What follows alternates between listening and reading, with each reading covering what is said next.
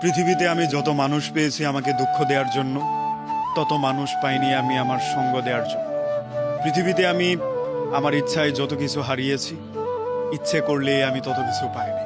মানুষ আমাকে যতবার দুঃখ দিয়ে কাঁদিয়েছে, ততবার উৎসাহ দিয়ে হাসায়নি। মানুষ কেন জানে দুঃখ দেওয়ার জন্যই সেরা, অভিনয়ের জন্য সেরা, শুধুমাত্র নিজের স্বার্থ হাসিলের জন্য সেরা। এই জিনিসগুলো থেকে বেরিয়ে গেলে যে কোনো একটা সম্পর্ক সুন্দর হয়ে ওঠে, ভালো হয়ে ওঠে, মধুময় হয়ে ওঠে। মানুষ শুধুমাত্র এই জায়গাটাই বুঝতে চায় না। মানুষ বুঝতে চায় নিজের স্বার্থটা। মানুষ ভাবে আমার যেটুকু দরকার তাকে আমি সেটুকুই লবণের মতো ব্যবহার করব।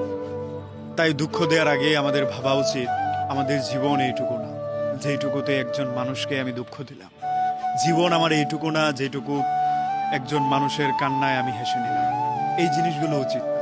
আপনার আরেকটু বিস্তারিতভাবে চিন্তা করা উচিত। আমি যাকে কষ্ট দিলাম সেই কষ্টটাতে কতটুকু কষ্ট পেলাম। আমি যাকে আজকে কান্না করালাম সেই কান্নাটা তো আবার আমার জন্যও ফিরে আসতে পারে। এই চিন্তাগুলো যখন আপনি করবেন, তখন আর মানুষকে আপনি দুঃখ দিতে পারবেন না, কষ্ট দিতে পারবেন না। আপনি তখনই ভালো থাকবেন যখন মানুষের রুহের আহ থেকে বেঁচে থাকতে পারবেন। আমরা ভুলে যাই আমরা যেই কষ্টগুলো মানুষকে দেই সেগুলো ফিরে আসবে এটার চিন্তা থেকে বেরিয়ে গিয়ে। আসলে এই চিন্তাটাই করার কোনো সুযোগ নেই। আজকে আপনি মানুষের সাথে যা যা করবেন, কালকে প্রকৃতি আপনাকে তাই ফেরত দেবে।